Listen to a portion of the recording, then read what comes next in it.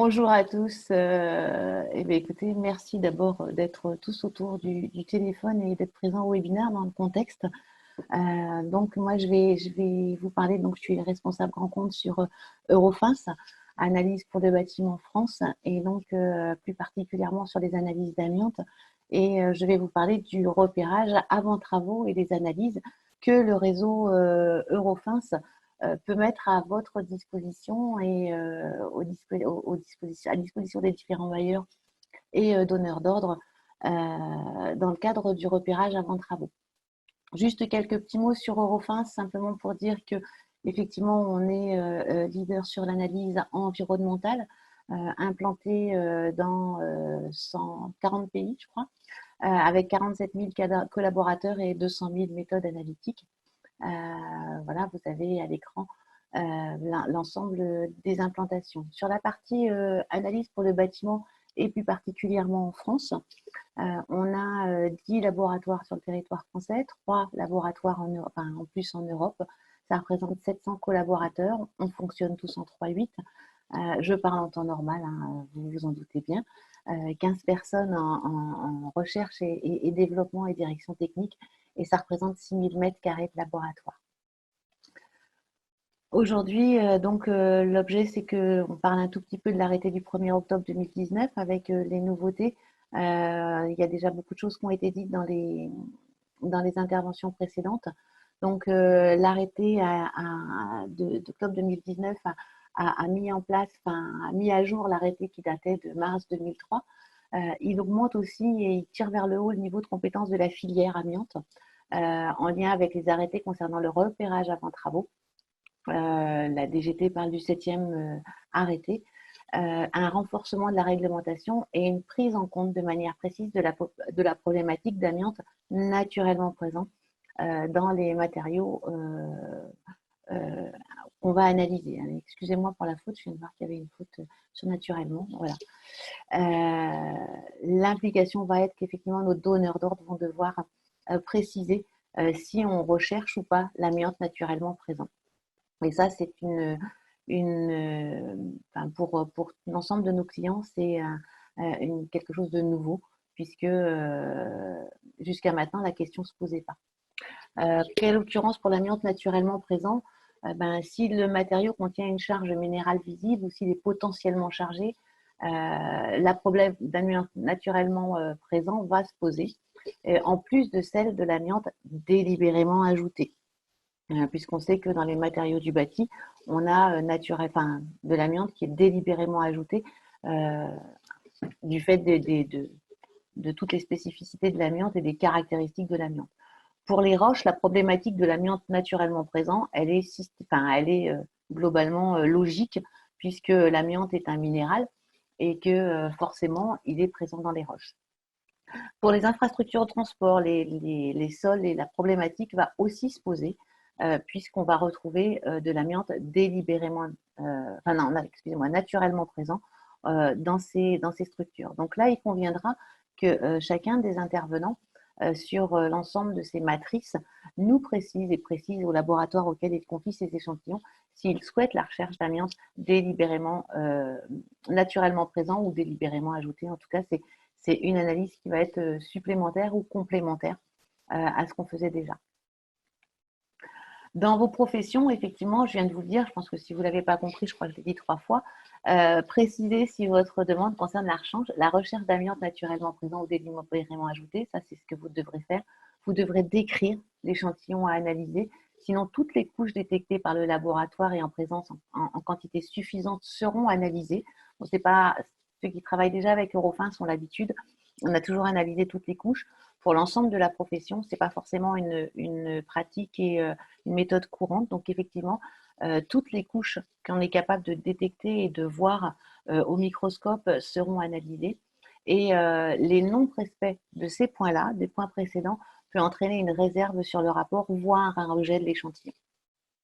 Sur les analyses, les bons de commande vont être plus détaillés avec une meilleure connaissance de l'échantillon, ce qui vous donnera aussi en tant qu'opérateur, en tant que diagnostiqueur, en tant que donneur d'ordre, un rapport d'analyse plus complet et donc vous pourrez apporter une meilleure compréhension à votre client final et un meilleur traitement de la problématique que vous allez avoir. Enfin, les coûts, on est toujours sur des études d'impact pour limiter effectivement la progression des coûts, puisque il y aura une analyse de plus pour l'amiante naturellement présent, qui sera effectivement une recherche complémentaire à ce qu'on avait jusqu'à maintenant. Entre autres, on a parlé des navires tout à l'heure. Dans les autres analyses qu'on va pouvoir proposer, c'est l'inventaire des matières dangereuses sur les navires. Donc, il y avait déjà les diagnostics amiante sur les navires. Et puis, le règlement de l'UE impose de recenser l'ensemble des substances dangereuses à bord des navires sous pavillon européen ou faisant escale dans un port de l'Union européenne. On doit posséder, enfin, vous devez posséder un exemplaire de cet inventaire au 31 décembre 2020. Donc, les substances concernées sont assez longues. Elles sont lourdes. Il y a des molécules, il y a tout un tas de paramètres qui ont été donnés. Et effectivement, il y a une accréditation COFRAC aussi pour à la fois le diagnostic amiante et à la fois le repérage et la détection des matières dangereuses dans les bateaux. Donc là, il y a toute une gamme d'analyses où on utilise, on n'est pas capable de le faire dans l'ensemble des laboratoires amiante, pour la partie amiante bien sûr, mais pour les autres molécules, on va utiliser l'ensemble de nos laboratoires européens qui sont à la fois accrédités et qui vont pouvoir répondre aussi dans des délais relativement rapides sur l'ensemble de ces analyses. La troisième problématique quand on fait du repérage, c'est effectivement le plomb. On en a beaucoup parlé. L'effet cathédrale de l'année dernière a entraîné beaucoup d'opérations de plomb et de recherche de plomb. Alors, je parle de l'Île-de-France, bien sûr, mais c'est quelque chose qui se généralise avec les arrêtés qui sont en cours. Et donc, il y a les machines à fluorescence X qu'on connaît, et puis il y a l'analyse en laboratoire. Quand on ne peut pas recourir à l'appareil à fluorescence X, la mesure en laboratoire s'impose pour les poussières au sol, suite à des nettoyages de surface et avec le dosage de plomb acido-soluble. Dans les revêtements, quand est-ce que ce n'est pas accessible aux machines à fluorescence X, c'est quand les zones vont être difficiles d'accès. Et là, ça va être plus compliqué pour les machines de donner le résultat. Quand la mesure n'est pas concluante, on est sur des appareils et donc la mesure peut ne pas être concluante. Donc, quand la mesure n'est pas concluante, eh bien, effectivement, il va falloir faire appel à l'analyse au laboratoire. Quand la surface est rugueuse et pas plane, effectivement, l'appareil ne va pas pouvoir donner une analyse fiable. Alors, je vais tout mettre d'un coup. Comme ça, vous allez... Ah, pourquoi tout n'apparaît pas d'un coup? Il me manque... Alors, zut. Alors, je vais le mettre ici. Excusez-moi. Il n'apparaît pas? Voilà. Ouais, non, c'est pas grave. Donc, en fait, le CREP et la DRIPP. Alors, je lis parce que je veux pas écorcher. Donc, le CREP, c'est le constat de risque d'exposition au plomb et le DRIPP, c'est le diagnostic du risque d'intoxication au plomb et à la peinture. Voilà, comme ça, c'est plus simple si je lis les acronymes. À partir de ces textes et ces constats, on va doser le plomb acido-soluble et le seuil qui a été déterminé est de 1,5 mg par gramme de structure. On est en cours et le texte est en cours sur l'avant-travaux pour du dosage aussi de plomb acido-soluble. Aujourd'hui, il n'y a pas de seuil réglementaire défini. Il y aura certainement une préconisation qui va être faite avec la recherche du plomb. Et le texte est en cours et on devrait avoir bientôt que ça apparaisse en enquête publique, donc ça ne devrait pas tarder à sortir. Voilà pour le plomb. Les analyses au plomb, du plomb en laboratoire se font par la méthode de spectrométrie d'absorption atomique dans la flamme. Elles permettent de déterminer deux dosages. La première, c'est le plomb dans les revêtements avec le plomb total ou le plomb par solubilisation, donc c'est le plomb acido-soluble. Pourquoi ces deux recherches de plomb? Le plomb total va permettre de calculer et de voir par rapport à la protection du travailleur, par rapport à ce qu'on appelle la VLEP, la valeur limite d'exposition professionnelle, et qui va mettre en protection vos salariés. Le plomb acido-soluble, comme vous le voyez et comme c'est écrit à l'écran, c'est une simulation de la solubilisation du plomb dans l'estomac. Et donc, aujourd'hui, c'est là-dessus qu'on va avoir des seuils. On est capable dans nos laboratoires aussi, puisqu'il y a une demande, d'analyser le plomb sur des matériaux TFA-FA très faiblement actifs ou faiblement actifs, c'est-à-dire dans le nucléaire. Voilà pour la partie plomb. Et puis, je ne pouvais pas finir mon exposé sans parler des champignons lignivores, qui aujourd'hui, effectivement, dans les diagnostics et dans le repérage, vont avoir une importance non négligeable et les questions qu'on peut avoir montrent qu'il y a un vrai intérêt pour les champignons. Aujourd'hui, les champignons lignivores vont se développer à partir du bois. Ils vont manger, ils se nourrissent à partir du bois et des dérivés du bois. Ils se développent dans des états confinés, c'est le mot du jour, dans l'obscurité, dans des espaces non ventilés, et puis dans une humidité supérieure à 18%, avec des conséquences financières et sanitaires importantes. Alors, si vous aviez été en face de moi, je vous aurais dit, savez-vous quel est le champignon le plus destructeur du bâtiment? Comme vous n'êtes pas en face de moi et que je ne vais pas attendre que vous me répondiez. On peut essayer hein, quand même, Sophie, on peut poser la question à Benjamin alors. Est-ce que Benjamin… La mérule, la moisissure, je ne sais pas. Alors, pas mal, pas mal. C'est la mérule pleureuse, effectivement. Hop, Ah oui, je vais pleureuse. Ah bah c'est pas joyeux ça. pleureuse. Eh oui, c'est la mérule pleureuse. Ou de son joli petit nom, Serpula lacrimans. Et donc, au niveau des laboratoires, donc aujourd'hui, on a développé, et c'est pour ça que j'en parle avec plaisir, il y a une méthode d'analyse qui a été développée par Eurofins, qui est la détection par ADN de ces champignons et la caractérisation sans trace visible. Effectivement, quand le champignon est déjà là, jusqu'à maintenant, il fallait un morceau de bois conséquent, il fallait en tout cas un échantillon, il fallait globalement qu'on la voie. Aujourd'hui, on peut traiter on peut déterminer si effectivement c'est de la mérule pleureuse en fonction de l'ADN et donc avec une simple, avec des échantillons beaucoup plus petits et avant l'attaque des charpentes en particulier. Donc même sur un échantillon, une analyse dégradée, on va pouvoir déterminer quel type de champignon et si ça a une conséquence financière. Les traitements, quand on identifie la mérule pleureuse et par rapport aux techniques d'analyse qu'on avait avant, je pense par exemple à un autre qui a un joli nom qui s'appelle le coniophore, eh bien, les traitements qui vont être recommandés et que les diagnostiqueurs vont pouvoir préconiser vont être complètement différents puisque la mérule pleureuse est plutôt ravageuse. Le coniophore, effectivement, il doit être traité, mais on peut adapter le traitement. Donc, les conséquences financières vont être importantes et il faut savoir aussi qu'en cas de litige, en cas de vente, par exemple, l'identification et de mérule pleureuse et de coniophore va avoir, ou d'autres champignons ou de moisissures, vont avoir un effet important. Donc, c'est pour ça que je me permettais d'insister là-dessus, sur la partie champignons et mérules. Alors, je ne sais pas si vous le voyez parce que tu m'as demandé des images.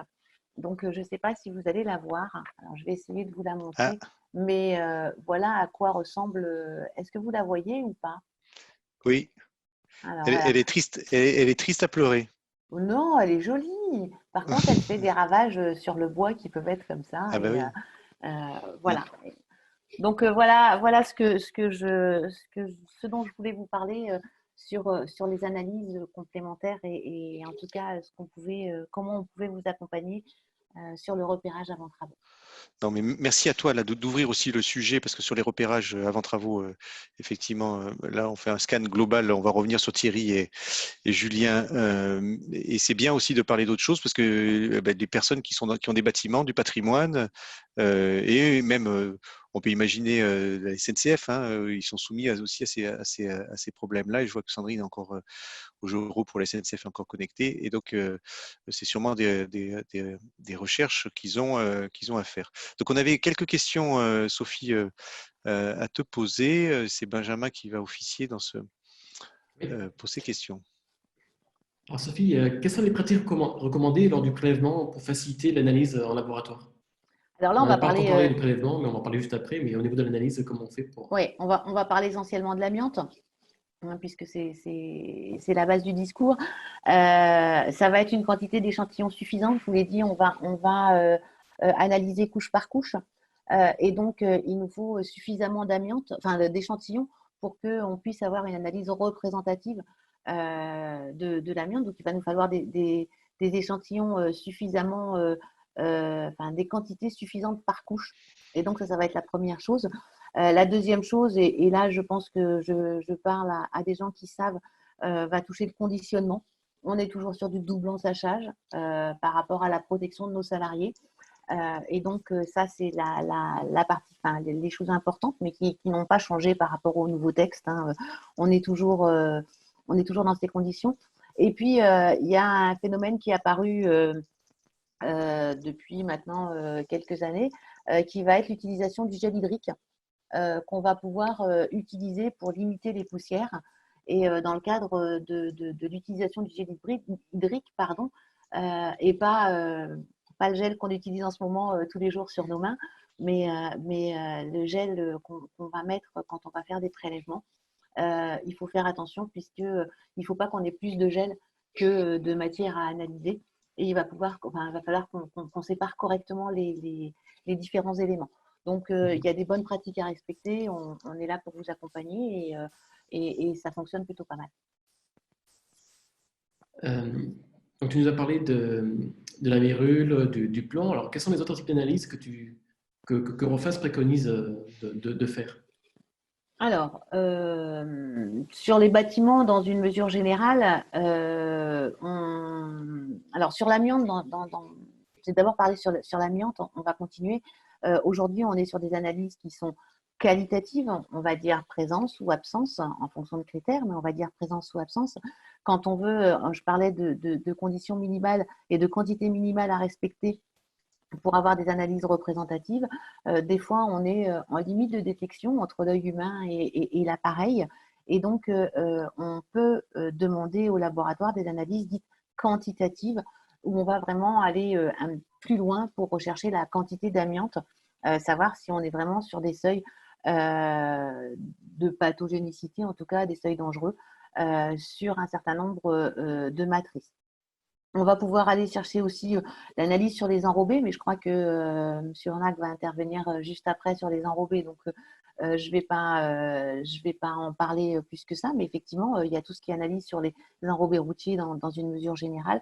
Et puis sur les sols aussi, on va pouvoir aller chercher l'amiante et différents polluants de toutes sortes sur les sols, en particulier dans les réhabilitations de sites industriels, où on va pouvoir aller chercher ces analyses-là. Après, j'aurais tendance à dire, je vais faire de la redondance avec ce matin où on était sur la qualité de l'air intérieur. Il y a effectivement la qualité de l'air intérieur, il y a le radon, qui sont aussi des matrices à pas négliger dans le cadre d'équipements, enfin, d'installation et de logement dans une mesure générale. Oui, on en a parlé ce matin, oui. Voilà. Dernière question peut-être. Et concernant Vas-y. les analyses solides, est-ce que la réglementation est susceptible d'évoluer encore cette année ou dans les années à venir? Ben, j'aurais aimé qu'on aille vers une digestion, mais non, on n'ira pas, enfin, on ne va pas aller, hein. Je pense que en préambule de la table ronde, vous en avez parlé. Effectivement, il y a des textes qui vont encore sortir, qui sont en cours. Donc, on va avoir les aéronefs hein, qui vont sortir d'ici avril-mai. On va avoir les ouvrages de génie civil, les infrastructures de transport. Globalement, c'est prévu pour octobre 2020. Et puis, les installations industrielles qui pourraient sortir en juillet. Voilà, donc ça, ce sont les textes qui devraient sortir. Et puis, on a aussi dans les tuyaux aujourd'hui la qualification des opérateurs de repérage et des organismes de formation, parce que ça va forcément soulever beaucoup de questions par rapport aux textes qui sont sortis. Après, si je pense aux opérateurs, il va effectivement aussi y avoir quand même normalement le double niveau de certification qui doit être appliqué au plus tard au 30 juin 2020, qui a défrayé pas mal de chroniques et qui est sur des batailles juridiques. Loin de là, mon propos n'est pas de dire je suis pour, je suis contre. C'est en tout cas l'application aujourd'hui, elle est au 30 juin 2020. Et donc, forcément, ça risque de remettre le débat en cause pour cette année. Et puis, on va aussi avoir, fin 2020-2021, la norme d'analyse d'amiante dans l'air qui va certainement évoluer. En tout cas, c'est en cours et c'est en réflexion. Donc, et des évolutions réglementaires sur le 5 fibres par litre du Code de la santé publique. Donc, voilà, on risque d'avoir encore des évolutions et de devoir encore se parler l'année prochaine. Voilà, super. Merci Sophie. Il y a une question de Jean-Paul, mais en tout cas qui dit 5 fibres par litre, point d'interrogation. Oui. Alors, les évolutions réglementaires, c'est 5 fibres par litre du Code de la santé publique sur l'impact des particules minérales hors amiante. Voilà, je n'avais pas fini mon propos et je comprends les 3 petits points d'interrogation. Effectivement, c'est sur l'impact des particules minérales hors amiante, où aujourd'hui, c'est en pourparlers, c'est en discussion, et donc on risque d'avoir effectivement des évolutions sur ce texte-là. Oui, alors peut-être il y avait, je voyais Emmanuel Fèvre, si tu permets, comme ça on dynamise, qui avait une question, mais je peux peut-être le ramener avec nous, Emmanuel. Donc Emmanuel Fèvre, AFNOR, normalisation. Hein. Oui. J'apporte juste une précision que la norme avant travaux était en cours de parution. Elle est passée en enquête commission au début du mois. Elle devrait passer en enquête publique d'ici peu de temps. Et qu'effectivement, il n'y a pas de seuil de défini, comme la DGS n'en définit pas. Il y aura juste une indication sur le réglage des appareils. On est bien sur le plomb, hein, M. Fèvre. Oui, on est bien sur le plomb avant travaux. Voilà, c'était juste pour valider et préciser ce qui avait été dit. Ok, merci Emmanuel pour cette précision et vous redevenez spectateur. Je crois qu'on a fait le tour à peu près des questions. On pourrait passer plus de temps ensemble. Merci à toi pour cette intervention à la fois ce matin et cet après-midi.